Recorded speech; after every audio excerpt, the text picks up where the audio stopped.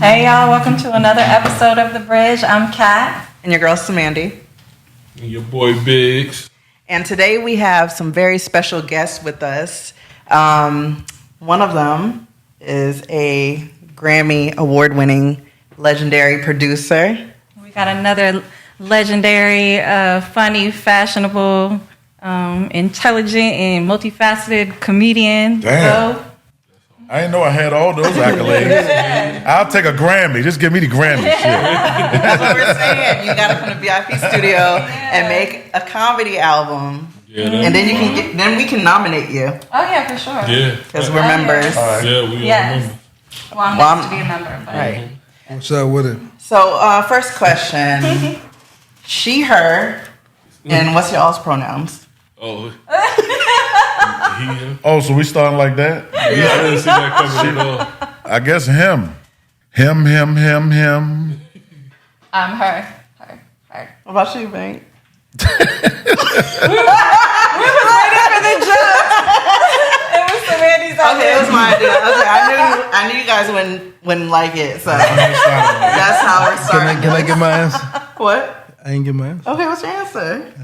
That nigga. Oh, there you go. Okay. Is that all one word? Oh my gosh. We take it. So where are you guys from? I know Norfolk. Oh, man, Norfolk. I thought you were from Virginia Beach. Come on now. Oh wow. Okay. Well, I'm not From the gutter, baby. Okay. What part? What high school y'all go to? I went to Grammy. Sorry to hear that one more.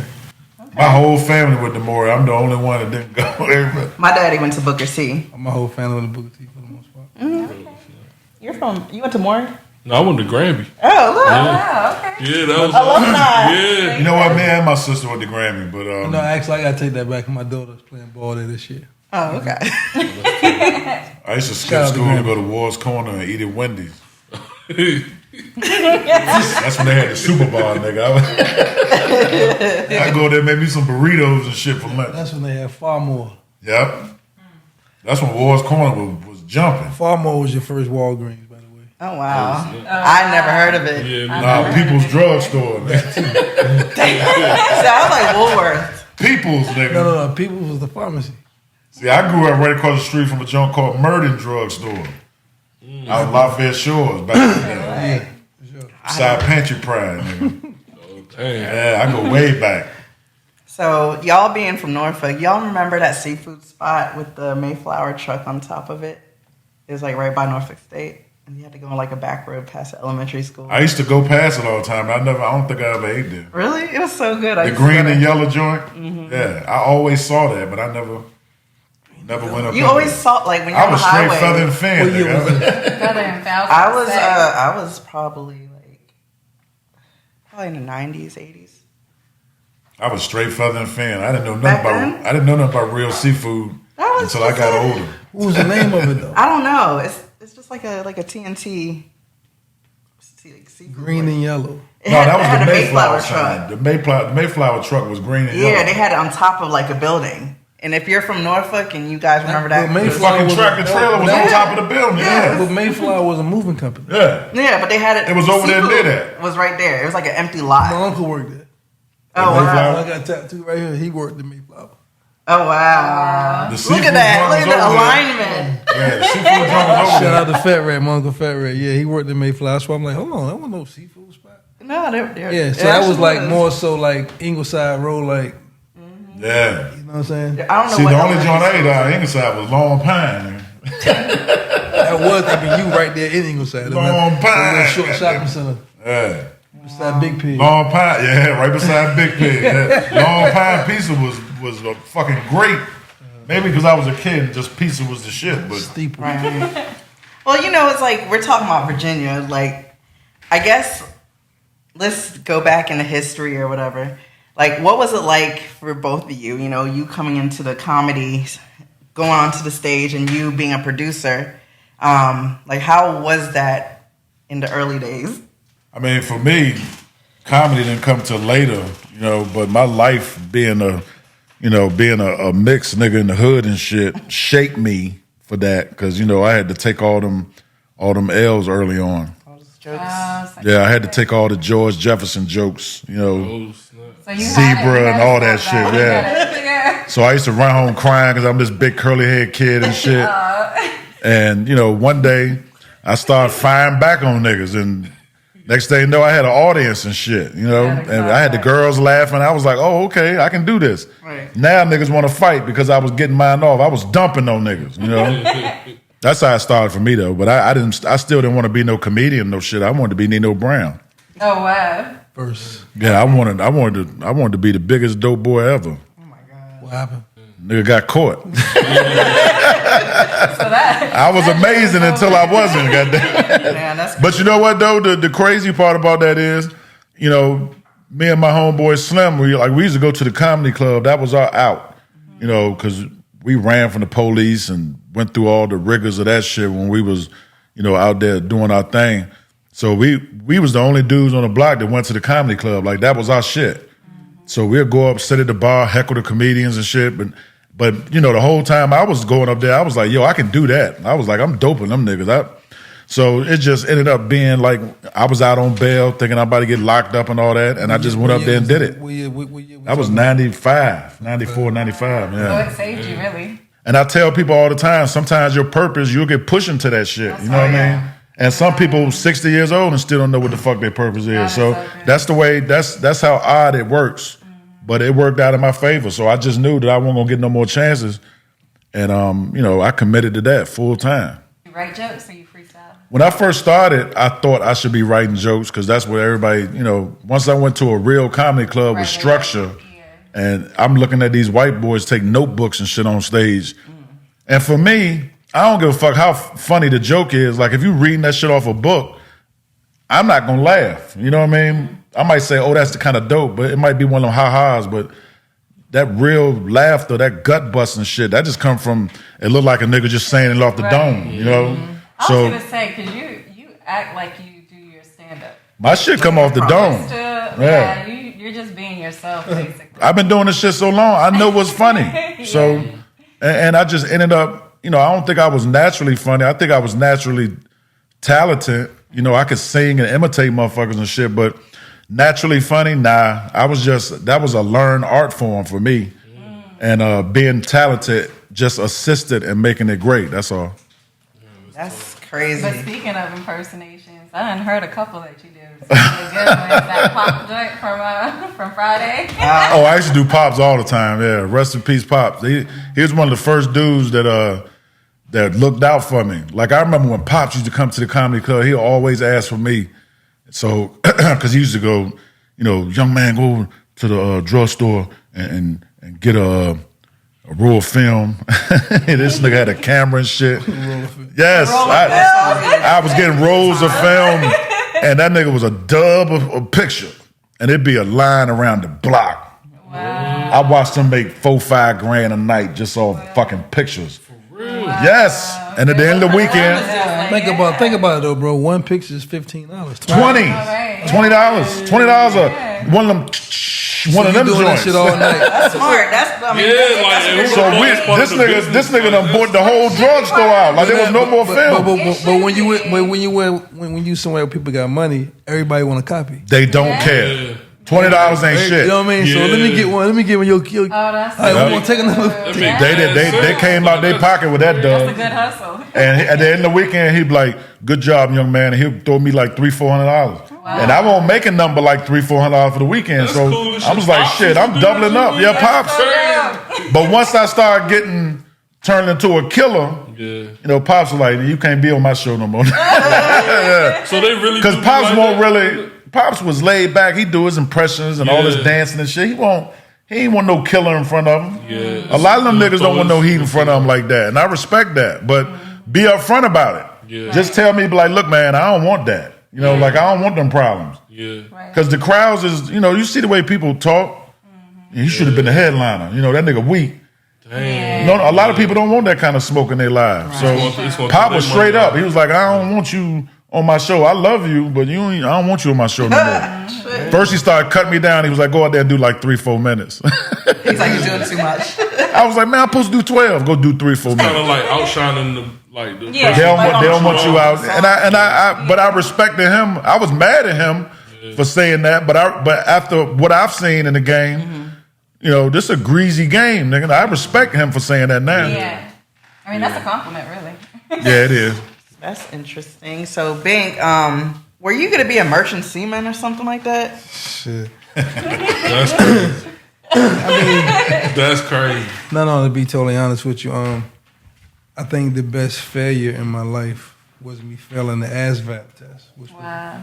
I was trying to go into the Marine Corps, you know what I'm saying? Oh, wow. I was trying to be in the Army. Oh, I can see that too, though. I mean, that's like every guy. I was trying to be in the Army. Like, I mean, but you know, it's Yeah. like a last-ditch effort. When you think about it, you know what I'm saying? Because it's like, that's just the way people conditioned to think down here. Either you graduate, you go to college, you go in the military. You know what I'm saying? Sell drugs. And Oh, yeah, for sure. longshoreman, shipyard, railroad. You know what I mean? Like, that's the people we saw getting money. Yeah, that's what I Longshoremen That's niggas get crazy. bread. You know what I mean? So the fact that I failed that test, that blocked the military shit. So that pretty much that saved me because that would have changed the whole trajectory of everything. You know what I'm saying? So You weren't supposed It's to crazy do how that. one little thing could change. Closed Like- doors sometimes are healthy. Yeah. Yeah. but because you know, like I never had a dream of doing music when I was in school. That was never on my mind. Yeah. Like That's so interesting that Entire both of time. y'all didn't have those dreams, but it ended up being your purpose. So. Yeah. but what's weird is that when I was a little boy, I used to always practice my autograph. Oh, so you knew. No, You no, knew. no. I don't know why I did that. You understand? Well, Like I said, I never had dreams of like one day I'm gonna do beats for a while. yeah. That wasn't my thing. So that signature you see on my shoe, that's what I came up with at that time. Wow. That's dope. Oh, wow. That's so dope. So the ones right here. Yes. Oh, no, that's not the signature. The signature is on, on the side. We all need. If you go to Nike.com Yes. dope. and get the Kevin Durant, what, 13? 7? 17. Okay. I'm not a shoe person. I just got it because it's These Bink. are fire though. Um, no, they're actually definitely really fun. fire. We gotta get some. We all got to get some. Yeah, but don't leave the hoodie out, you know, so you get your hoodie too. Yeah. Yeah. They have so it how on did that come Nike? about? Let's talk about the shoes. Oh, We're here. Where can they get the hoodie? HM_merch. HM_merch. Okay. Yeah.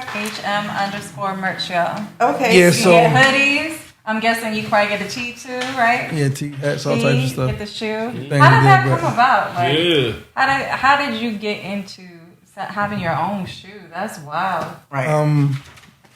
That was just a blessing because it wasn't like I had to pitch for it. But what happened was probably about a year ago, I did a session with 38 Special and Ransom. And who? Ransom. And Oh. 38 Special and Kevin Durant, super tight. So Kevin Durant was at the session. You know, that 2 days we were there. So I was pretty much cooking up stuff on the spot for 38 Special. Wow. I guess I'm seeing me work and then just knowing my past and, you know, my catalog or whatever.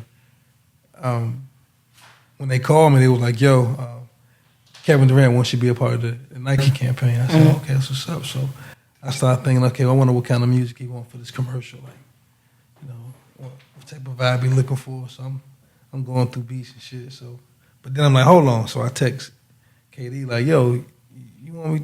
You doing some shit with me? You doing some shit with Nike? He was like, yeah, I was about to call you in 10. He's like, give me a minute. I'm gonna call you in about 10 minutes. I'm like, oh, okay, cool. So they call me back and they're like, yeah, so Kevin Durant wants you to be a part of this campaign. I said, okay, cool. So what kind of music do you want? Yours. They was like, no, they was like music. Like I was like, yeah, what type of vibe you want? You want some soul shit? Like, Yeah. He was straight producer mode. you know what I'm Yeah. saying? So they're like, no, he doesn't want any music from you. I'm like, so what's up? They're like, no, he's giving you a shoe. Oh my Damn. goodness. That is I'm like, hard. what? That's Yeah. So incredible. that's when they like, yo, they start sending me pictures of. This is only the second time he did it. He does a thing called a producer pack. The first producer pack was Knife Wonder, Cardo Got Wings, and my man from Drake's guy, Wow. Boy Wonder. Oh, yeah. Okay. Okay, so that was the first producer pack. So this producer pack was Alchemist, Metro Boomin, and myself. Yo. That's legendary. That Yup. is so that's a whole legendary. new height for producers, man. Like, Yeah, for sure. Shout out to Nike. Yeah, Who- shout out like to that's Nike. natural Shout out out to of KD. producer mode. Oh, that's all. Like, That's all KD. That was all KD. That's I was being crazy, sarcastic. Nah, that's legendary, Sarcastic. bro. No. And it's with Nike, and you from the town. Like, I that's, know. I feel I like didn't know that was I'm crazy. mad about it because I'm like, how can like what is going on with like the marketing on that? Because I feel like it's not being pushed yet. Like, No, Me and Cymandye was going back and forth, and okay. with Nike. what happened? What happened? okay, What actually okay. happened was they ended up telling me that no store in this area wanted the shoe. Really? Right.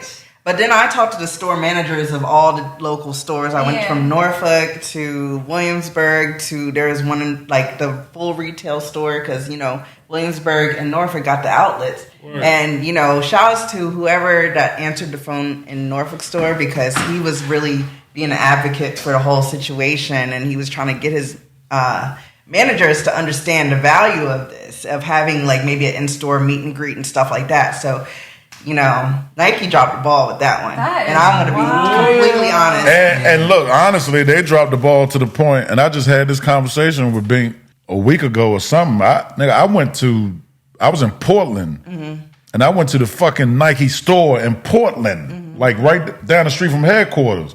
And the only joint they had in there was the Alchemist shit. Oh, wow. Oh my god. They ain't had the other cat, Metro, they ain't had his. I was like, why y'all ain't got Bink shoe up in here? Because this is what they said. What they do is they service the stores like Hibbits, Foot Locker, Champs, whatever. Once they service the store, it's up to the store to determine what store they're going to send it to in what location. So when you See think the what I'm saying? hometown, Right. So the hometown would basically have to be like, yo, we Advocating. need this, we Right. need this. Yeah. Right, and let me get that SKU number. Woo, woo. So they didn't know me. So we need to do that. Yeah, we need to We make should. that happen. Everybody Like, do. what's going we tried it. on? We tried it. Real. We tried it with the SKU, professional emails, everything. Girls are professional with marketing. Even So when we get the people behind it. we No, gotta I try mean to- it's on Nike.com. Like I said, so I don't think it's a situation of Nike dropping the ball. It's just a situation of Virginia stores around here not understanding who I was in the situation. You know what I'm saying? Right. Yeah. Man, I go through that shit all the time. Not with shoes, though. And that's exactly what we were talking about as far as like Virginia just not pushing hard enough for, you know, the talent here. For Virginia, we gotta get behind That, that. yeah, that's I mean, but at the same time, it's like some people didn't know about me until the shoe. Dang, you right though. that's Because crazy. That's still a producers, blessing. we usually be in the background. We don't really be like the artists in the forefront and the hype and the influence. We I wanna beg to be- differ. I don't know. Maybe Sometimes it I be love like that, producers. Yeah, I I think know you advocate for us. yeah, you yeah. go hard for sure. me But all I the think time. generally speaking, that's Like the how general it is. public. Like, I'm the behind the scenes type person too. I'm always rooting for the underdogs. So I love it behind the scenes, the producers, the engineers. So That's still history within itself, yeah, though. Like, for sure. that's- And if you guys wondered, because I know some people are like, who is this guy? Like, I don't know who he is, what he produced. He produced for Jay-Z, he did a lot of work on the Blueprint, All I Need, 1-900 Hustler. Earth Gang, that's how I met you the first time. I don't know if you remember, but Earth okay. Gang I had didn't a know that. concert. It was the Eagles Nest, but now it's Elevation 27. Right. And I came on the tour bus. Olu brought me back there on the tour bus, and that's when I first like ever met you. And shit. Oh, okay. Yeah, bro. But I remember that record because I came up with them like in the beginning stages of their career. So was that? So that was after they performed my record that night then. Yeah. Okay, yup. because the first time I met Earth Gang was after the show. They was on the road with Mac Miller, I believe. Oh shit, And nah, it that was was- it was before that opening. jump. Yeah. Matt Miller was dead. I think that time. Yeah, they was opening for him. So after a friend of mine named LP knew them, and he was like, "Yo, I got some homies. Just, you should fuck with them or whatever." So they came. That's when my studio was on Wish Duck, and we did that record that night after the show. For real. Yep, that's the vocals from that night. They slept on my floor, no pillows, no blankets, no nothing. Oh, Slept on the that's crazy, Yeah, bro. so that's how we ended up doing that record. Dang, that's a classic record too. Like that was a moment in time for them, man. Damn. Sure, definitely got to get back up with them. Yeah, bro. They legendary, man. But you did a lot of legendary work, bro. Like Blackstreet. Like some people's favorite records, like some of all our favorite records, like Kanye West. Yeah, the Kanye West joint. How did you? That was what album was that? Dark Twisted Fantasy. Didn't you get on? Devil in a New Dress. Bro, how did you even get? That's a classic album. That's one of my favorite albums, bro. I mean, truthfully, I was hearing Kanye was in Hawaii at the time, and RZA was out there, Pete Rock was out there, Toomp was out there. So I'm just hearing all these people going out there. So I emailed Ye and I said, "Yo," I said, "I heard everybody out there, but that nigga."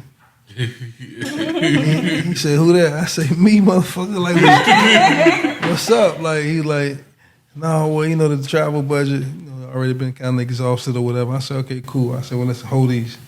So I sent like 3 beats. And he texted me back. He said, "Somebody about to contact you about travel." Yo, for real? That's dope. Flew me out of Hawaii. Bro, that's crazy, That's so bro. That's dope. So flew me out of Hawaii.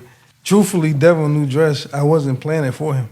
Who? I was playing something else for him. I had my laptop in my hand. We was talking in the studio. I was playing beats for him. So, when you in your iTunes, when the beat went off, that beat came on. So I was about to turn it off. He's like, "What was that?" And I'm just like, because I'm thinking at this time, I'm thinking that he not on this page because, think about it, he doing Monster or like Boom Bap was just not, I didn't think that he was on that time. So when it came on, I was trying to stop it. He was like, no, what's that? Shit kept playing. He said, "No, I need that right now." Yo, it always be them records. Right. So it's so weird. Like, it be the one you least expect, and they play here a snippet of it, and they be like, "What's that?" And then that end up being the one that that everybody loves. So he went in, and what you hear on that record is the first thing he said that day. He was like, "Oh, I love it, though."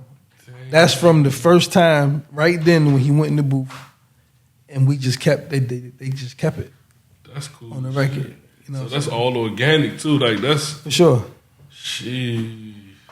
Man, that's a deposit. Yeah, that's classic, bro. Would y'all say that a lot of situations happen organically versus like forced and like or just trying to seem like it's always organic. Strategic. I mean, I don't think people understand the importance of relationships. Yeah. Man, you know what I'm saying? So it's like, man. You can have a manager, but if you don't know nobody, what's the point? Right. Fuck, you can't get nobody on the phone. Yeah. You know what I'm saying? So it's like, it's really about relationships and who that person can get you to. And I don't care. Get you in the room with. You know what I don't care how dope you are. Everybody got to have somebody that help them along, man. Yeah. It's just, I was on a fucking island for a long time because I was just like, yo, my day coming because I know I'm dope. Yeah. That's not how it works. Yeah. If people don't fuck with you, you're just gonna be dope as hell by yourself. Right. You know what I mean? Like somebody got to want to elevate you. Somebody got to like you enough to say, get this nigga a shot. And it's always somebody in position that, and I always, me and Bink got a lot of shit in common, man. Mm-hmm. I've always I'm not kissing nobody's ass because I know I'm great. But it's good to have that mentality, but you can't cut yourself off from the world just because that is. So it's like he was saying, to piggyback off of what he was saying, relationships, man. It took me a long time to learn that you got to build relationships with people. And I don't mean, just put yourself out there and start, liking people and shit just for the fuck of it. You know what I mean? That's what I had to learn. Yeah, organic shit, get to know people, their points of view and shit like that and see what y'all got in common. And next thing you know, you got somebody that's going to ride for you. That's right. So who is that person for you? I mean, you've worked with a lot of comedians, but who is that person for you that you felt took you to? Because I used to watch you on. I used to be at Funny Bones. Please don't say when you was a little girl, because you. Every Wednesday, I was grown enough to go to the comedy club. That was a spot. That was a spot. I was there every Wednesday, and I used to see you and Jay Farrell before he blew up, and Angus Black. So it was the three of y'all. That was the first stage Jay Farrell got on, I believe. Yeah. Wow. And I remember all of y'all. And but then you just took off and blew up. Well, that Wednesday night was my launching pad because it was something that only two other guys in the country was able to accomplish. And I mean, you know, having an urban comedy night last for that long. You know, I did 7 years.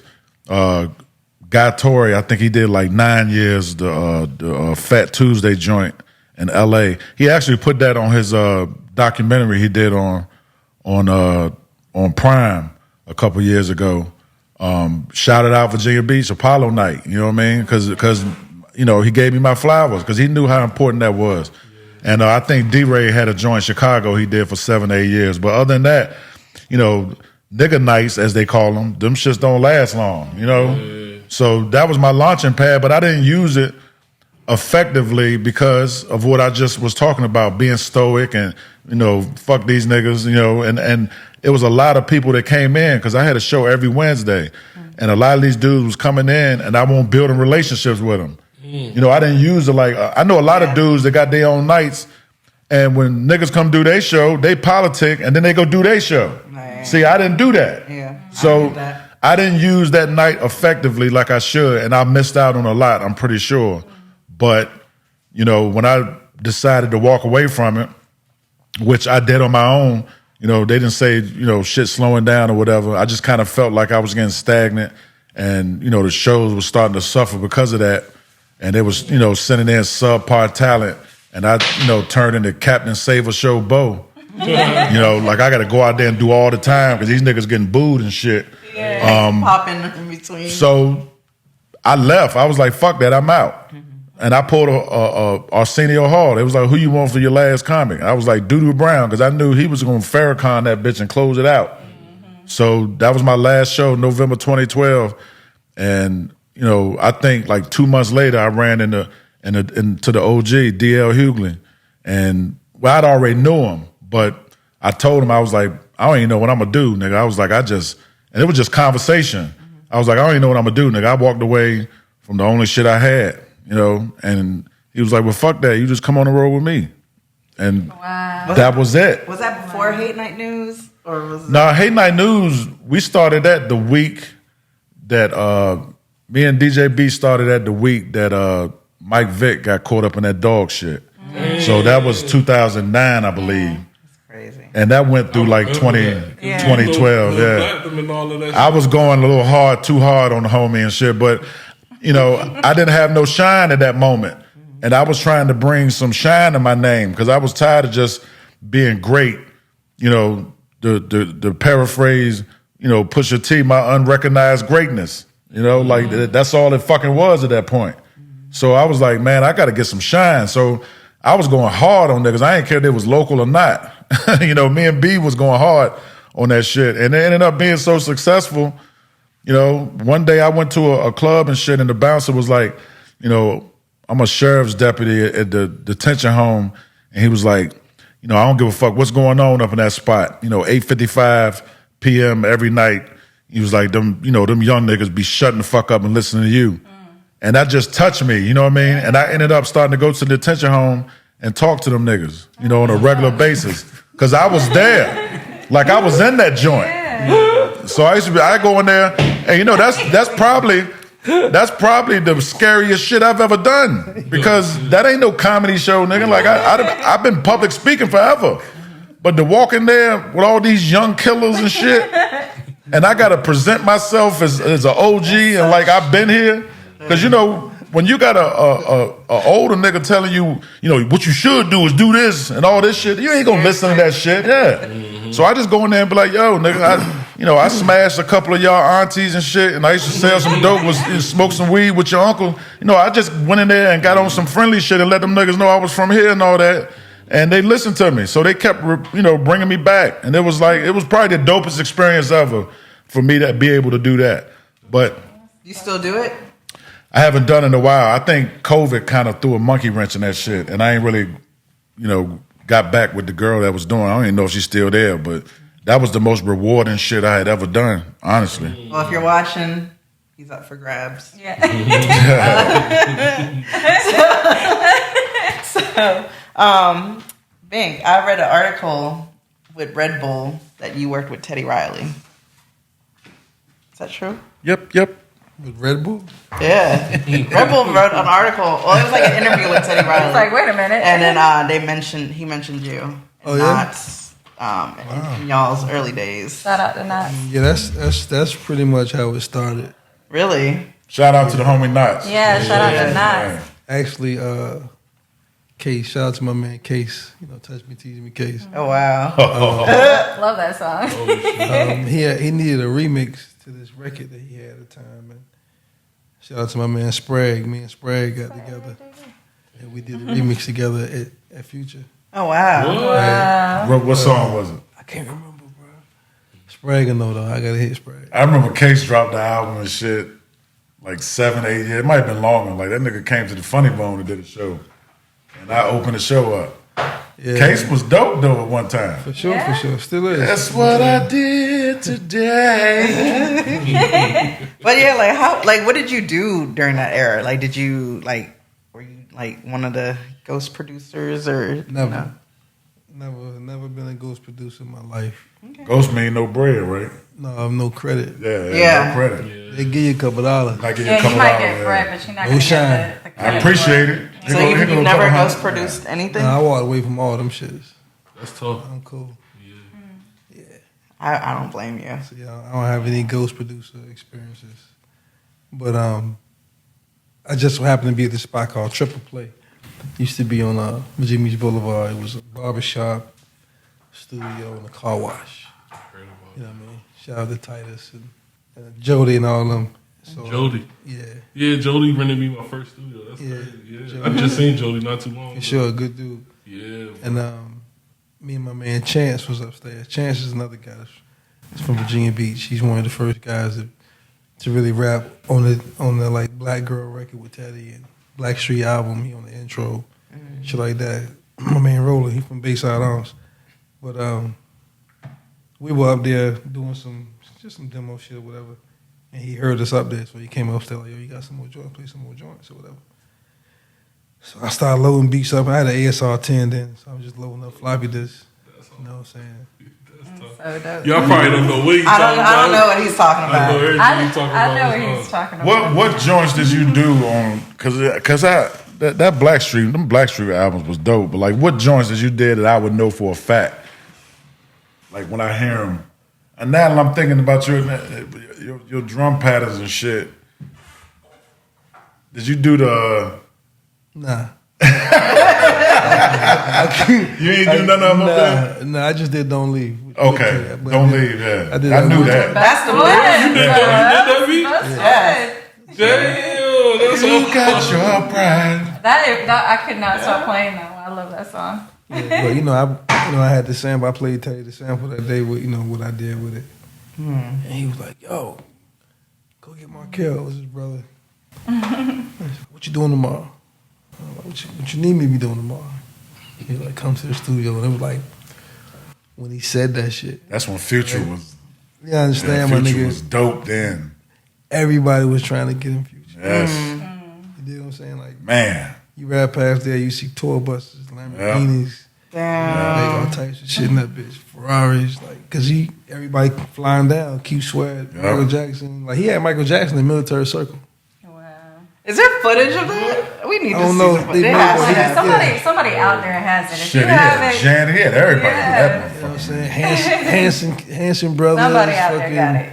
Everybody. But Michael was Jackson, down. military- Bobby military Brown recorded circle down mom. here. You know what I'm saying? So just riding past and just seeing him maybe come through the club with them and shit. You know what I'm saying? After he left the studio, he's like, damn, like I just, you know what I mean? So it's like, I just gotta get in there, like. Well, my beats weren't right yet. You know what I'm saying? He just wasn't right. So Man, like you military said, was the spot. yeah. Right? But just going back to about being in the right place at the right time. It's like somebody could get you to the front of the line, but you still got to show up and show out when you get there. Got to be ready. You know what I'm saying? I can get you past this line, my nigga. I can wave that out the way, but once I get you up here, Better What are you kill gonna it. do? what you gonna do? Got to kill it. That's all I can do for you. You know what I'm saying? I can set you up to win. Stay ready. But you got to dunk that bitch when I put you up there. You know what I'm saying? So it's like when I had my opportunity, I played the right disc, and the crazy shit is the disc that had that sample on it, I wrote to the bank on it. I still got it. Wow. Still got it. Oh no, that's crazy. Still got it. Yep. Shit to the bank. Wow. So what software do you use like for the techies? Like do you use like what DAW? No, that was ASR 10. I'm saying Or now. Oh, now? Oh, Logic. Logic? You use Logic now? Yeah, Logic. Yeah, Logic is smooth. I like Logic. I like Logic too. That's my I favorite. go back and forth Logic MP. I go back and forth though with that in Pro Tools. Yeah, I'm a Pro Tools head. I mean, I'm mixing Pro Tools, but I'm banging Oh out. yeah, see, I do more like mixing I do stuff. recording in Logic and then mixing like Pro Tools. Yeah. Okay. So what do you feel about like the studio culture out here? Do you feel like we need one? Because you know in Atlanta it's like you go here, there, and everywhere, and there's like studios for everyone. Do you feel like that if we had a stronger one out here, it would help the music community? No, because you can't just build a studio. You got some people got to come in and actually pay that money. So motherfuckers around here get pretty cheap. Like $35, $50 an hour. That's all they really want to pay. You know what I'm saying? Not, Atlanta has a super duper community for studio, but Yeah, I pay $175 at Bravo every time I go. yeah, but it's at least it's gonna be at least $100 out there. Yeah. You know what I'm saying? Yeah. So you can't even waste your time even building some shit like that out here because motherfuckers ain't gonna respect it and pay. Right. You know what I'm saying? I don't know. Something gotta change. Gotta Though. make sense for them I to think- pay it. I think like locally in Virginia, like engineers need to start coming out more and just really showcasing your work. And because to me, I know you engineer, but I don't really know that many engineers out here. And I heard about the engineers that you're learning under too. Pretty legendary. Yes, right. Rob Ulsh. Yeah. Is one of my other. She's mentors. going to school. Yeah, I'm in school for engineering. As well. Okay. Full sail. That's good. I love it. And Zeke is a new one. He's my new one. Yeah. That's tough. So you think that it would kind of be, I don't know, I guess like a shitty concept to try to build an infrastructure of studios? What Mike is doing here, you know what I'm saying, is pretty much between him and LES, I think, is the major hub for studios. Elias still Kareem. here? You know what I'm saying? Oh yeah, Kareem with what's that, Music Theory? Yeah, music Studios? theory. Yeah, their spots. But the heavy traffic spots is here in LES. That's super traffic, you know what I mean? So, Tough. but I'm sure they prices is in that spot that I said, you know what Right. I'm saying? No more than 60 or some shit like that, you know what I mean? Yeah. That's Atlanta, crazy. Atlanta's still gonna be $100, $150. Lockout, $1,500 for the day. Yep. You know what I mean? Type shit. You know what I mean? So you can't, nobody's doing that You here. can't survive off of that. I mean, I don't know. Listen, they charging $60 and they still say, "Yeah, we want to get 2 hours." Like, what the fuck are you gonna do in 2 Yeah, hours? that's the thing. It's like by the time you even get your vibe That right, shit is the session crazy. over. You like, Right. Bitch, you better come in here Yeah, one somebody- take Jake. You better Yeah. not mess. Don't mess that nail lyric up, nigga. One In and out. Jake. Okay, for so real. on the comedy side, how are the houses that hold comedy out here? How's their sound system? Here? Yeah. I mean, here, I can't really speak locally no more because, like I said, I removed myself, on purpose. But, when I'm here, I'm usually at Funny Bone because, But can you talk I know they're about going to do why, that shit though? right. Huh? Can you touch on like why? Like, I mean, that's great that you broke away and you did that. What do you think it is about Virginia that people be ready to go? I mean, because everybody fighting for the same scraps.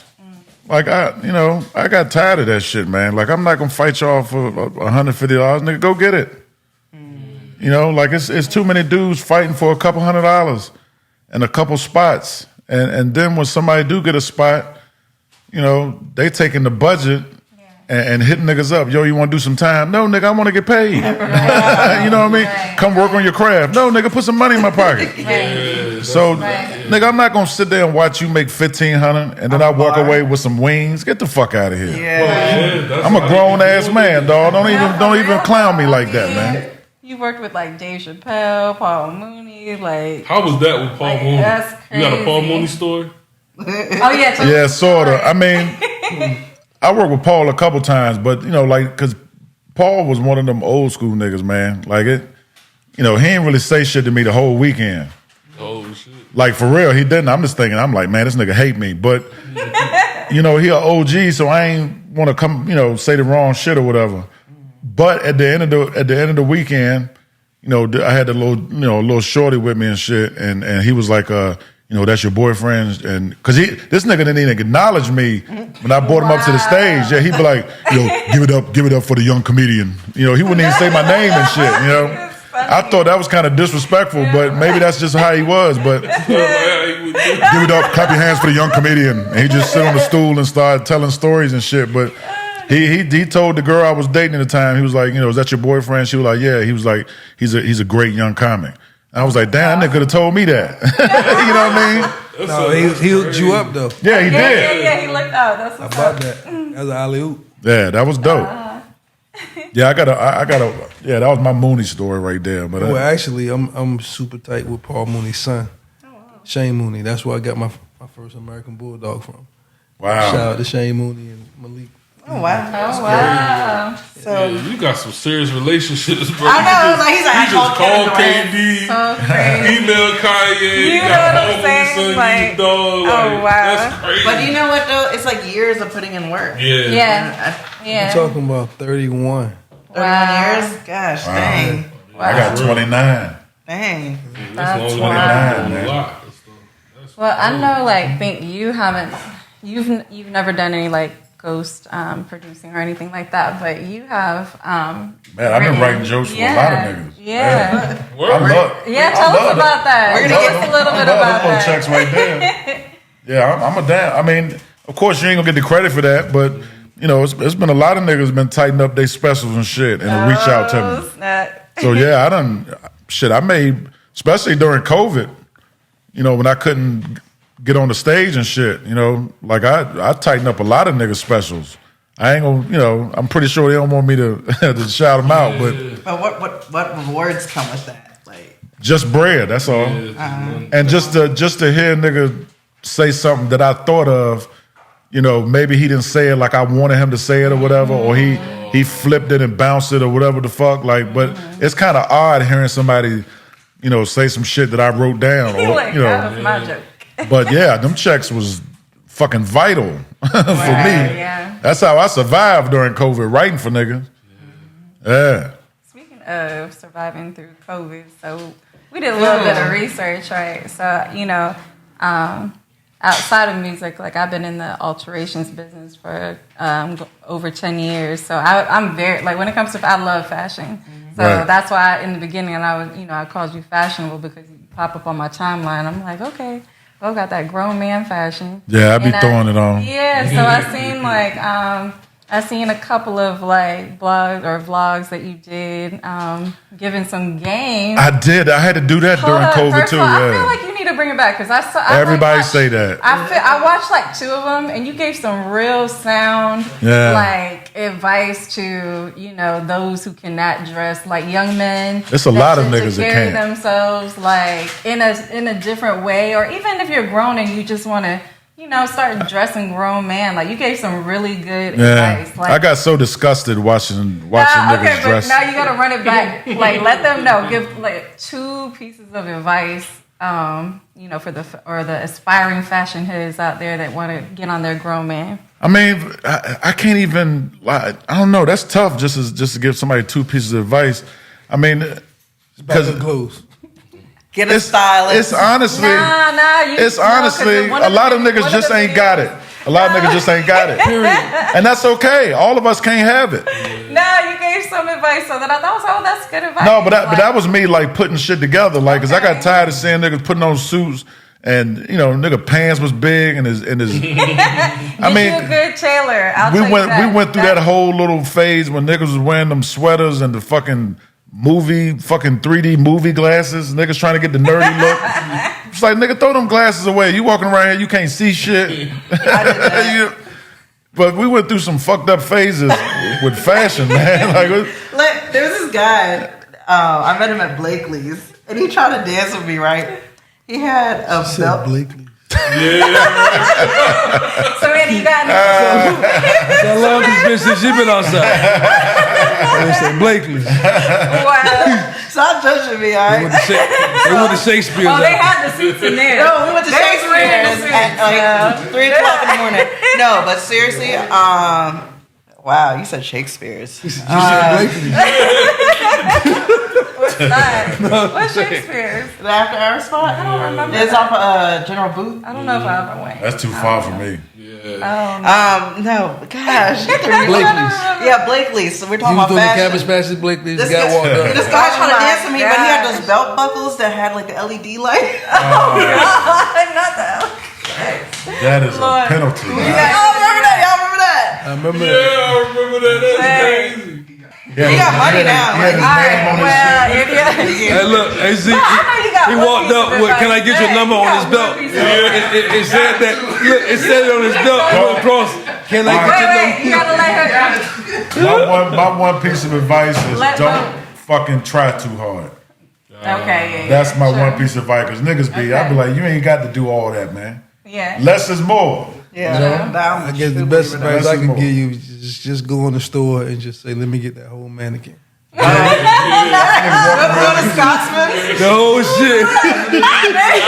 Wait. Let me get that whole. That right there. And y'all got that? They be like, "Yo, where that hat at?" They be like, "No, we ain't got the hat, nigga. The hat.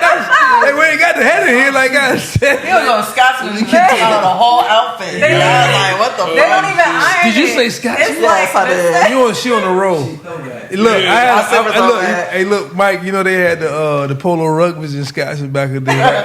Hey, yo, I went and bought one. Right, I had a sweet joint, right, and there was a little string hanging right there. And somebody came like, "Yo, Bink," and snatched it. Big ass hole came in that shit. I was like, "Oh shit." Hey, yo, I said, them clothes was like cheap as fucking in I was Scotland. like, did the girls go to It was bed? polo, but it was That like was that fun. bitch was bad as a bitch. That bitch was defected. Shout out to Bare Feet. Remember that? You remember Bare Feet? Come I on. had a joint, the nigga was laying next to the horse. Oh, man. I'm crying. The horse had his nuts all in the nigga face. Anyways, back to music and comedy. My bad. Okay, we're getting sidetracked, y'all. You're tuned into the Bridge Podcast. Your girl Cymandye, Cat, Biggz. We got Bo Dacious and Bink Dog. I need some horror stories, like that you guys have experienced over the years. You don't have to say anybody's name. Please don't say anybody's name. Shit. I just had one 2 weeks ago. Oh, man. Gosh. Tell us. 2 weeks ago, I did a joint in St. Louis, and it was a female promoter too, and she sent me my deposit, sent me a flight, sent me the hotel. I was like, oh, this shit on the up and up, So got on the plane, went there, but the whole time I was just like, man, this shit feel ratchet, Uh-oh. and I just was worried the whole time, and the last day after I got off stage, I'm watching these niggas break the room down and shit. Like, at this time, when motherfuckers doing the wobble dance and people breaking down tables and shit, it ain't looking good. You know what I mean? So I'm looking for this broad, and she finally walked up, had her purse. She was like, I'm going to get with you in a day or two or whatever. And it was so fast, I just kind of sit there like. So then I ran outside. I looked at the other nigga, he was just like, so I was like, nah, I ran outside. I was like, hold on, run that by me again. And she was like, oh, I gotta, I'm gonna get with you in a day or two. And I was like, and I'm sitting there, she done fixed me a plate, right? Like, Here you go, I'll take it, go home. I'm sitting there with it. She done drove off. I'm sitting there with a plate of food in my hand and no money. Like, I was mad as shit. Wow. I couldn't beat her up. She a girl, So Man. I put myself in a position that I should have never, and this ain't never happened to me before, by the way. Yeah. Because I always deal with people on the up and up. And this is, a legendary comedian's people. Yeah, that's great. I'm going to go ahead and say this is fucking Dick Gregory's people. Oh. Yeah. So How was the turnout? turned out wasn't all that great. But she sold like 90 tickets. Them joints was $55 a piece. That's a lot of bread. See, that could That's be a the lot of bread. problem. People just don't know how to market and promote. Because I feel like there's so many people in Hampton Roads that these venues and whatever can be full if it's properly marketed. You know, just off of military, you know. Yeah.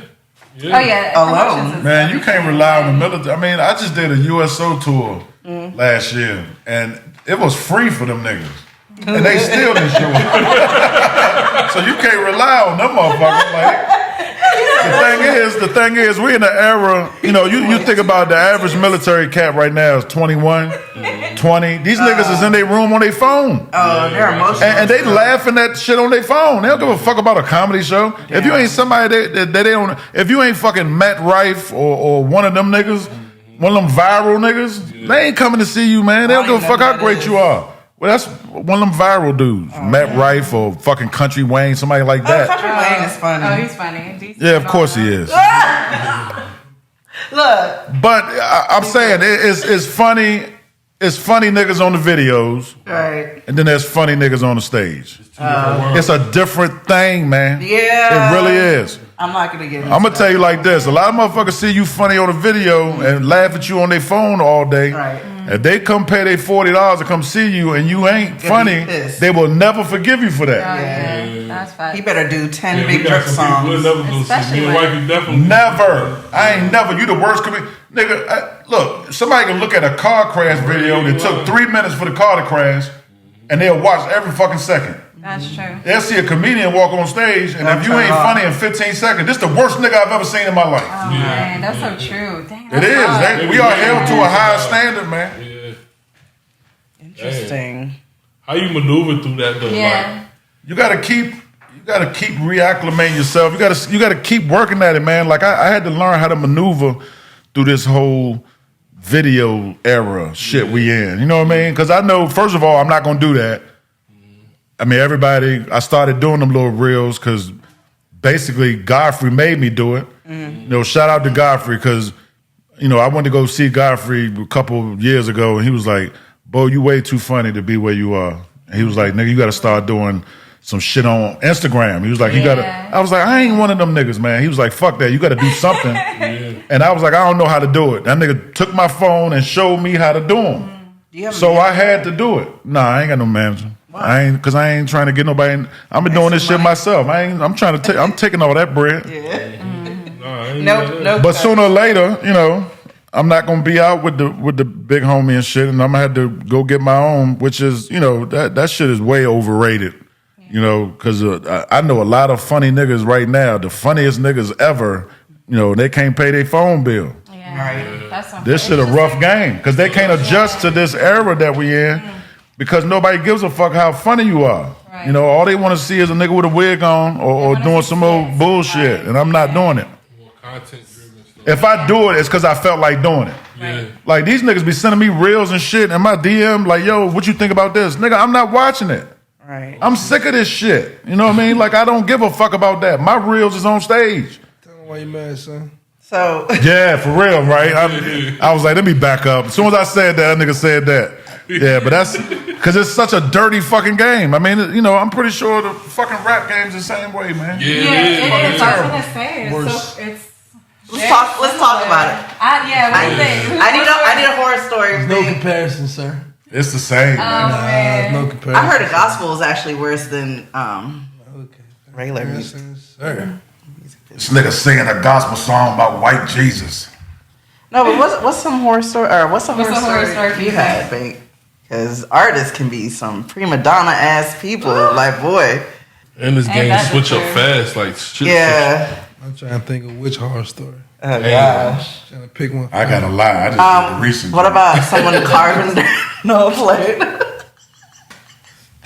Shouts to you. I got a lot of them shits. No, I think probably one of my best horror stories was the day I was mixing the Rulers Back for Blueprint. What? And now the crazy shit is I did the record at Daddy's house, at Puff's spot. And it was Puff's record. So not only is the data corrupted, but now I don't even have the record. I got to go back to Daddy's house and try to find the record. It's a sea of records at Daddy's house. Right. Like, you got all types of producers coming through Daddy's house. Joe Thompson, Dope Fest, Stevie J, D Dot, Yogi, like Mario Winans, like everybody's over here. You know what I'm saying? Just so happened my pops was in town, I'll never forget it. And I was mixing at a spot called Sound on Sound. And Sound on Sound is like right around the corner from Daddy's house. Sound on Sound was on 45th. Daddy's house on 44th. Just so happened. So hip hop like, yo, so you know what's up? I was like, yo, you know what? Just go ahead and check on some more mixes because they was basically just making their rounds because everybody was mixing at the same time. Mm-hmm. So they just go and listen to this mix for this song, listen to this mix for that song, just checking everybody. So I'm like, you just come back to me later, you know what I'm saying? I ain't saying. What, did you remake it? What? And so he left, finally got him out. So me and my pops walked over to Daddy's house and just started looking through all these fucking records. And I'm like, I just remember just being in the middle. I had records all around me, probably about waist high. Oh, that's crazy. And then probably about 3 hours in, you just see my arm come out the pack. Found this motherfucker. Go back to the studio, re-chop it, re-sample it, everything, reprogram it, the whole shit, and then mixed it. Yeah, that's crazy. So the Rulers back? You talking about Jay-Z? Oh my God, that's an all-nighter. Bro, what? Yeah, that was an all-nighter. Oh, that was well worth it though. Most niggas would have just been like, fuck it, I don't have it. That's what I was gonna say. Like, it's none of that, which is not at that level. I'm not built like that. It's like the microwave era now, they would have been like, man, fuck this shit. That's the reason why they're not in the game. You understand, man, this game, right? This shit is like almost equivalent to like trying to be in the NBA. Mm-hmm. Every album only has 16 slots at the most, maybe 22 slots. Oh, wow. Thousands of niggas sending hundreds of thousands of beats. Why yours? Mm-hmm. You know what I'm saying? So that's what people don't understand when it comes to relationships. Yeah. It's not just relationships though, because even though you know these niggas, their email is jumping. Yeah. You dig what I'm saying? And these niggas cheaper than me. Yeah. Let's think about that for a second. Right. You feel me? So they would love to get it from the email. They would absolutely rather get it from the email if they could. Mm-hmm. You see what I'm saying? So is that the birth of type beats? I mean, the birth of type beats is just what we are. Like now, music game now is not really based on people who know music. Mm-hmm. It's more based on people who are fans of music, who want to do music. You know what I'm saying? So these motherfuckers couldn't tell you, a motherfucker couldn't tell you the difference between a trumpet and a trombone. Wow. Or a saxophone and a trumpet. Like they can't tell you what it is if they hear it. Mm-hmm. So it's like, it's not about knowledge and talent anymore. It's just about literally like just add water, like instant grits, instant oatmeal. Like this is, you buying these sample packs, the whole beat is in the sample pack. Yeah. So like, so what are we doing? Like it's just I buy it from you, I sell it to him. Like, middleman. Hey, you see what I'm saying? Like we just made out of 808. I ain't never think of it like that. You see what I'm saying? So it's like but what it is like it's everything has just gotten so dumbed down now because the world has just put so much focus on just figuring out how to get you everything faster. So instant, right? Yeah. So, but with no regards of the writer or the creator of the art, right? So with that being said, it's like everything is just throw it out. Everybody's just like, yo, that new Drake record, that's crazy. Do one of those. Yo, that new such such hot. Yo, do one of those. So it's like, you know what I'm saying? So, but it's been like that for a while. So it's like, but what makes it even more crazy is that person who's copying the record will be on their Instagram talking about their sound. Oh no. And it's like, my guy, that's wild. You sound like Metro Boomin. Like, what we talking about, right? So that's not yours. Find, like, original sounds now. It's not. It's because it's like that's what separates the men from the boys. The shit I came up with is still being duplicated 20-some years later. And I think everybody, like all the known producers, have their own sound here in Virginia anyway. Like you can tell like who's who, right? And if it's emulating somebody's beat, like, oh, that sounds like a favorite. So now you have, to me, now you have glorified McDowell's. Not McDowell's. McDowell's. Not even McDonald's. Real shit, like you have glorified knockoffs. I'm waiting. Like, you know what I'm saying? I'm not, because you're not going to get a high five from me because you know how to sound like Timberland. Yeah. like my nigga, that's corny. Already Where I'm from, the cloth I'm cut from, you're corny. Mastered the art of memory. You know what I'm saying? But now it's like motherfuckers would be like, yo, that's the vibe we doing. So they'll just straight take your shit that you, whatever you can't, however long it took you to make this shit up, they'll take that and say, oh no, that's just the vibe. Yeah, it don't belong to you. Yeah. So it's always it's like a blessing and a curse to be on the #1 rapper's album, because whatever you did for that rapper it sets the precedence for music across the world. So when I did Blueprint, like there was nothing that ever sounded like Rulers Back or All I Need. Nah, those classics. But I'm saying, but that was the first of its kind. It never, you would have no Justice League or Jake Ones or whoever the fuck. All these niggas is mimicking that Blueprint shit to this day. But that's just what it's been. And when I say this, it burns their soul because they hate to admit that they got it from me because they love it that much. Yeah, I mean, like, But my nigga, you can't sit here and act like that. Want to be like Mike? You know, it's like. But my thing is just acknowledge it. just give up, because there's no way I'm gonna do a record that sounds just like Metro Boomin and be like, oh, I ain't trying to sound like Metro Boomin. Like, nigga, this is Metro. Like, you got his snare, you got his kick, you got you doing everything. Yeah. So it's like, that's what I'm trying to say. Music has just, the integrity and the organicness has been sucked out of it. So everybody is just, it's all about X's and O's. So everybody's just trying to mimic what's working. If that's what's working, we doing one of those. Yeah, you know, niggas that's still working. greatness, man. It's like, but so it's like, if that's what's wrong with. It's like that across the board. Like the new Corvette, like the fucking Lamborghini. Like So it's like in every aspect of life, it's like nobody is actually trying to innovate in whatever they're doing. They're like, even in the movies, like every time you see a movie, you find out it's a remake of some shit that came out 30 years ago. Like, God damn, like this, what the fuck? Like, you see what I'm saying? So it's like, we have gotten so far away from just being creative. We just gotten away from that in such a way that it's killing everything. Not just music, it's killing everything, bro. Fashion, anything somebody does, everybody attacks it. And it becomes the theirs, and then they claim it, and you know, like, so what? Like, what is your, like, how would you define the word follower? I mean, I think you just described it. Yeah. I mean, because listen, everything that I tell producers all the time. I said, listen, because a lot of them are so in denial. Because I challenge them sometimes. I put on Instagram, yo, tag a producer here that got his own sound, right? And they'll tag 3 dudes that sound alike. So it's like, nigga, how does this make sense? All 3 of these niggas sound alike. All right. And they sound like fucking 808 Mafia. Yeah. They not even the originators of the sound that they sound like. Yeah. You know what I'm saying? So it's like, people, they really don't understand music. Right. So they be on Instagram trying to argue about, I don't try and do this. My nigga, your whole shit is based on something else. But it's lack of wanting to do your history, lack of trying to learn your history. I think people like the whole microwave era, they just want to see what's in front of them, and they don't want to do the research. I mean, but the thing that people are recycling now is today, is right now. But you trying to act like, yo, like, nigga, push play on the beat that you did 6 months ago, nigga, before this Drake album dropped. Play me a beat. What was you sounding like 6 months ago? It won't diss, nigga. That's true. It won't diss. This ain't where you were, nigga.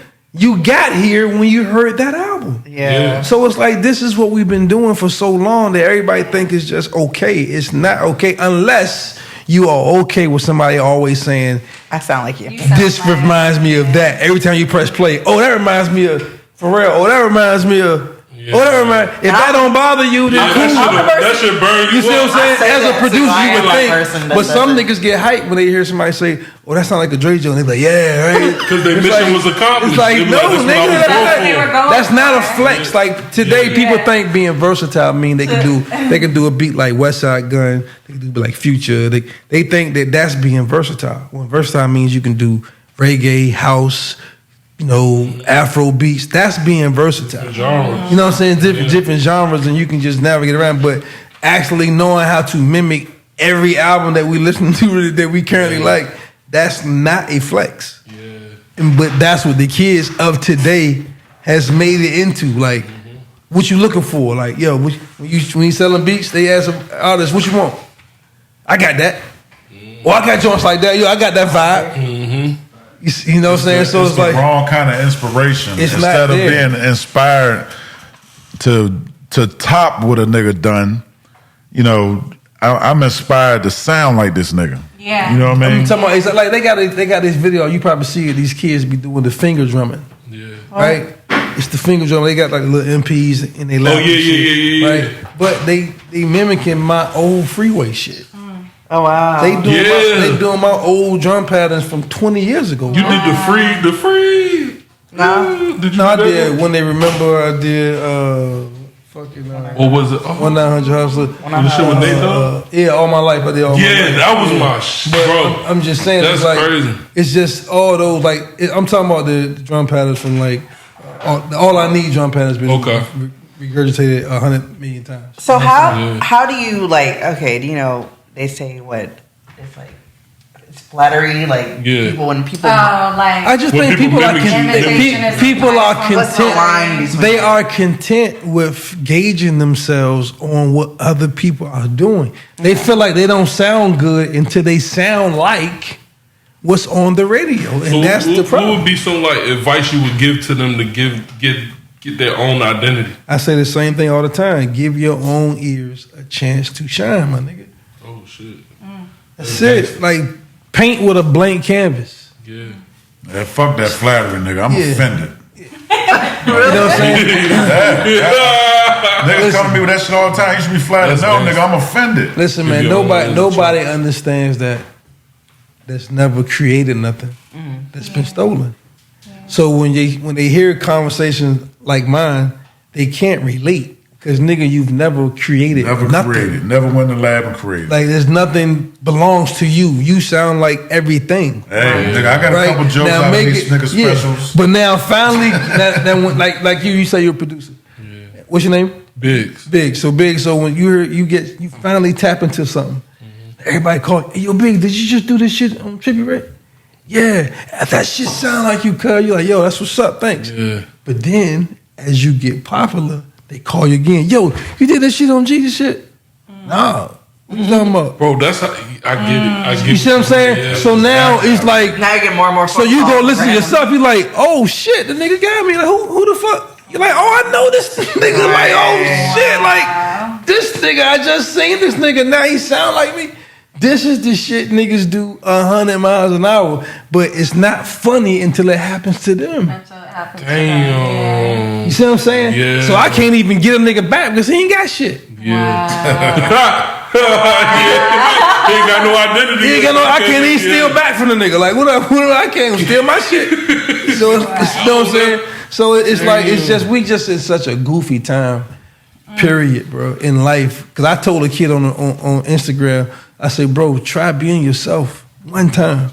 He got offended. Shit's difficult. Well, if someone said, hey, be yourself. I'm like, my nigga, I said, listen, it's cool. It's cool. You can sound like me. Cool. But my thing is, why would you aspire to be me? You already there. You already. Nigga, I'm still here. I'm still doing what I do. So why would you want to be me verbatim sonically, my nigga? I have never, or anybody for that matter. In my entire life, my entire life, I've never seen a nigga. I've never looked at another man and said, "This nigga's so dope. I want to be like him." Everything verbatim. Never. I mean, gear. How this nigga had his hair cut, or whatever the fuck. Like, I ain't never seen a nigga do it that good that I felt like I should do it like him. Right. Yeah. I've always thought I was dope. Let somebody do a podcast next week. Be called Tunnel. Yeah. It's coming. You know what? Look. How many beats was you in when you did Beats from the East? I was young nigga, man. Beats from the East. Man, I had just did A+, like half an A+ album, actually. Yeah, all about this shit. Yeah, that was like early. You know what I'm saying? Because when I first moved to New York, I didn't get no beats on that album. They was doing Legal Drug Money then. And I was trying to get on that shit. And cold as ice. I didn't get one. That was like I was 95? mad as a motherfucker, boy. Next album, I got 5 on that bitch. Wow. Let's go. And that's when Beats from the East came, you know what I'm saying? So, but like I say, it's still like, even though I was living with Cheeks, nigga, and didn't get on the album. No, that's crazy. But that's facts. That's how the game go. Like, you know what I'm saying? Although I'm right here, I still ain't gave them nothing that can put me in front of the line. Unless you do, you know, like some Rough Rider shit and just be like, I don't give a fuck what's going on. Switch doing the beat. Everything. That's just what it is. You know what I'm saying? Yeah. That's just, I don't give a fuck. What it is he's doing Rough Rider beats. We not paying beats from nobody. Wow. It's all in house. So I totally respect that because it makes more sense. Yeah. You know what I'm saying? So like even with y'all shit, like I would not really go outside. I'm like, everything right here. So how do you guys, like outside of just the entertainment business, how do you guys maintain a healthy like work-life balance? Yeah. I mean, it was hard early because you're just in a selfish place. Like you just want to do you. You know what I'm saying? And not really understanding that, especially if you have a significant other, you have to actually designate time. Like actually be intentional about, if you're gonna work all day, at least be like, you know what, the last 4 days I've been crazy. Let me step out. Let me take her out. Let's do something. Like actually plan reservations, like not no freestyle shit. Like I learned that shit late. With women, it's like when you have intention, and actually took time to plan some shit. I don't give a fuck if we just going to Ocean View. You know what I'm saying? Like it's different. It hit different. And when you young, you just out here when you just gunning. I'm learning that now. Just gunning. Like, but my thing is, if you gunning, don't expect to look back and think they're gonna still be there. Right. So you gotta, because the more you keep gunning, the more you leave the door open for another nigga to come and swoop in. You know what I'm saying? Be strategic. Absolutely. That's real. Absolutely. Call you at your job, baby, when you get off. Niggas I want right you to around. put on that Niggas burgundy right dress. around you. The work husband Niggas is right real. around you. Trust me. Them work husbands, man, them niggas smashing away, goddamn. You think you saved them niggas dumping. Them niggas dumping in your old lady. The bigger you get, the smaller your circle will become. Man. Trust me when I tell you. Everybody can't go. I'm Them work husbands, them niggas Everybody eat. can't go. It's just what it is. You know So what what I'm saying? about you? How do you balance it? How do I balance it? Yeah. It's very easy for me because I'm not that nigga on stage. I'm far from it. So, when I get done with the weekend or whatever, I get back to the crib Monday, and I spend the whole week recharging because it takes a lot of energy to be that nigga on stage because I'm not that. Like I'm the total fucking opposite. It's a lot of comedians. A lot of them niggas don't know how to cut it off. I cut it off as soon as my check is in my hand. Ain't no more laughs. Fuck all that ha ha. You know what I mean? Like it's my purpose. It ain't the shit. I'm that dude, man. Like after the show, comedians. First of all, you got to be wired a little bit differently to do this. Like it's you got to be weird, man. To want to make niggas laugh for a fucking job. So a lot of them niggas don't know how to cut it off. I don't know what it is. Like a lot of their fathers want in their life or some shit. I don't know what the fuck it was, but a lot of them niggas don't know how to stop trying to make people laugh. Right. Like I don't give a fuck about that once I get off the stage. Like I could care less. I'm gonna say some shit that's funny regardless, but I ain't gonna go out my way to do it. Yeah. So my life is very fucking balanced because when I get to the crib, a lot of people don't even know I'm home.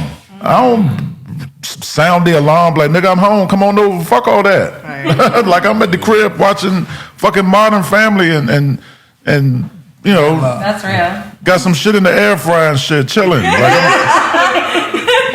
So there's a lot of balance in my life, for real. Wow, that's gangster. Yeah. So, So can you guys share, like, what are some details on what you're currently working on? And some things that we can look forward to? Man, I'm gone every weekend. I'm just out working until God be like, it's time to elevate you and put you somewhere different. I'm just gonna keep, going to get that bag and coming home. And it's my time now. My seed's grown and shit. And it's my time now. I'm just, to answer your question, I'm just working every weekend. You know what I mean? Like it's a blessing, in this game to be working. What are Are there your places thoughts? you frequent? Like, I'm do shows? I'm in a different city every weekend. Well, what is your thoughts on the current state of comedy? It's trash, but it's still a lot of great comedians that's out there still rocking. People we grew up with, the Earthquakes and Samoas and motherfuckers like that. They still out there getting that bread, and getting them. They still out there. So it's still a market for stand up comedy, and right now it's still a market for that. It's not what it once was. When I first started doing this, the comedy clubs actually broke niggas, and what I mean by that is, it'll be a nigga that was so great, they'd be like, well, we gonna have him at the club this weekend. Come fuck with him. He the next star or whatever. They don't do that no more. Now it's your fucking duty to break yourself. Like you gotta show up with the 1 million followers or whatever the fuck and do your own promotion, and they don't want to do shit but pay you. And get that food and drink money. So that's where we at right now. But it's a blessing to be in this game still, slinging them jokes and doing it the right way. For sure. How about you, Bink? I told myself this year I was going to get more on the indie side. So, I think, you know what I'm saying? So I'm currently doing an AZ album right now. Oh, I love that's that. You worked on a couple of his stuff. His most recent projects have been amazing. Yeah, I'm doing the whole thing this time. You're doing the whole one? Yeah. Oh, shit. Wow. When can we expect that? It's in the works. that's dope. All right. No, fuck. You know what? Fuck that. I'm gonna ask a question because I've always wanted to ask this man this question because I just felt like what he did was so fucking dope. Like a lot of niggas have hopped on a Dre beat and flipped it and rhymed on it, and that's like a badge of honor, like the highest badge of honor. This man made a beat for Dre, and Dre rapped on his shit. Wow. So how did that feel? Damn, you what? I mean, And that's my favorite Bink beat, by the way, because I know a lot of people. What, Compton? Yeah, the Compton joint. Okay. You did Compton? No, not the whole. No, I'm he talking did about the song on the. No, not you didn't do. It all falls back on me. Yeah, that's what I'm talking about. That's my favorite fucking. Shit. That's my favorite Bink track. And Dre wrote that shit. I'm pretty sure he didn't write the song, but he wrote it. Whoever wrote the fucking song for Dre did it justice because the shit was great. At the end of the day, for real, to me, that's like one of my. Got to be a highest badge of honor. No, I mean, it's not just that because I've actually produced for every rapper that produced. All of them. Mm-hmm. Every rapper. Yeah, like a Kanye, Dre, everybody that rap at me. I did Dre. I did Kanye. I did Hit Boy. I did Dilla. I did Swiss. No, that's crazy, bro. That's crazy, Yeah, but we talking about the good doctor though. I mean, all the niggas you named are great. All the niggas are great, but we talking about the good doctor. To hear Dre, the good doctor, because when I start talking about my ghosts and production, I'ma always say Dre 1A and Preem 1B. That's where I started. We just did some shit together too on the Grand Theft Auto album. You and Dre? Yeah. See, I produced it for Dre on that. Oh, that's Black wild. Privilege. Wow. That's wild. The humble master. Yeah. yeah, but that's my favorite Bink beat. It all falls back on me. That's a great fucking track right there. But also RJ Payne, I'm fucking with dope rapper out of Philly. Any out here you feel that has that spark? My man Aldi 300 from Texas. Out here, I'm all ears. I just haven't heard it. Okay, I got a few. For what I do. Okay. You know So what I'm saying? sticking to like your for like what I do. Yeah. So how? Because you are like you're soulful. And you Everybody got that can't do. Everybody can't do. Right, you're something. soulful. You Real got that crate boom- diggers ain't you trying got to hear boom that bap bullshit, man. still. So do you like, seek or keep- people seek you? I'm not boom bap. No, you have a little bit to you. It's like soul and it's You know what I'm saying? But You got it's some like boom bap to you can't. Everybody can't do soul beat. So Right. I can't just lock in with everybody. Yeah. So how can you like? Do people come up to you, or are you searching, or organic? Listen, one thing about me, it ain't. I get in your DM if I think you dope. Oh, okay. You know, and niggas will tell you it's a few niggas. Like that's how I got RJ Payne. I hit him. I gotta hear him. I haven't heard him. I mean, everybody knows AZ's soulful, but I haven't heard that guy. So Yeah. I tried a few people. I tried to pitch I gotta some hear people in. that. Okay. And he'd be like it. Well, I love to hear them Or it's too albums much. where we get into them theme joints. Like he doing all AZ shit, and you know, That's so dope. I guess you know Nas set that precedence when he did that little run with Hit Boy, With Hit Boy, and then now you got Common and Pete Pete Rock Rock, doing the yeah. theme joint, Cool J and Q-Tip, you know, which. AZ and Pink. Yeah, that's what I'm saying. I'm here for it, man. That part. I'm here for it. I'm excited for that. Everybody should have an album with one fucking producer on it. Yeah. You know, to establish a Throughout the fucking whole- sound. You yeah. know? It made more Throughout the sense. whole project. That's dope. I got a run though, y'all. Yeah, me too. All right. So. Closing thoughts. So I would say, okay, so for you, Bo, like beyond the laughs, like what do you consider your most significant contribution to the comedy world, and how do you want to be remembered? I want to be remembered as a man that did this shit the right way. You know, I ain't cutting no corners. I didn't, I ain't steal nobody's shit. And I just did me. You know, like I put all that shit in the crock pot, you know, my whole life and start spitting. You know, because all my shit is life experiences. I ain't really got no jokes. You know, I just be up there telling the truth and dividing the room. You know, that's the type of shit I like to do. And as long as I'm on the side with the people that fucking love it, that's all I care about. But I want to definitely want to be remembered for that. And, you know, what I get out of this is, you know, every weekend, somebody coming up to me and telling me that I fucking needed that. You know, that's the most. You know, that is the most for me right there. Like that. That's how you know. That's what I take home, and I know that I'm doing shit the right way. When I got people coming to me saying, "Man, I've been seeing you for years. Me and my wife come see you every time you come through here. You never disappoint." Or I needed that.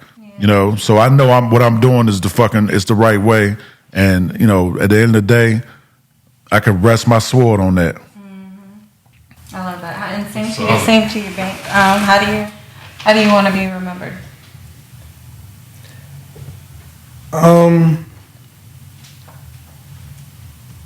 I guess you know what's crazy is that even though I'm from here, born and raised from here, and there's so many people that's from here that's doing music, they still don't understand, and not just me outside of myself, they don't understand just how much we have influenced The culture.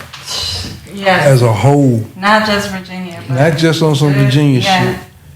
Like I changed Rockefeller sound. That's not how they sounded when I got there. Right. You understand what I'm saying? So it's like to be, I think that's the biggest accomplishment that you can do Yeah. as a producer or an artist. Just finding your way and having some type of signature that people can actually identify with. Okay, this wasn't here first. That he bought some different shit here. So I just want people to actually acknowledge that Yeah. more so than anything, because it's not normal. You Right. can't name another producer that's been mimicked for over 20 years. You know what I'm saying? The top niggas you ain't heard nobody mimic them. Right. Yeah. Not for 20 years. And to still be working with young artists Yeah. and older artists now, 31 years later, is truly a blessing. So I just really want just people to recognize just the longevity and the influence. Yes. Put some motherfucking respect on Virginia's Right. name. That's what it's about. Yeah. So where can they find you? Oh, my handle is every platform is Bo last name, like Bo last name Dacious, like Charlie last name Wilson. Bo last name, them 3 words right there. If you put that in any platform, you'll find my shit. Bink the Humble Monster. Monster spelled MONSTA. Okay, just like the shoes. Just like the shoes. Make sure like y'all the go shoes. cop. Well, thank you so much, gentlemen. This was very insightful. Absolutely. Enjoyed talking to y'all. For sure. For real. Much love. Yeah, thanks for having me. Appreciate that. Anytime. And catch us at connectwiththebridge.com.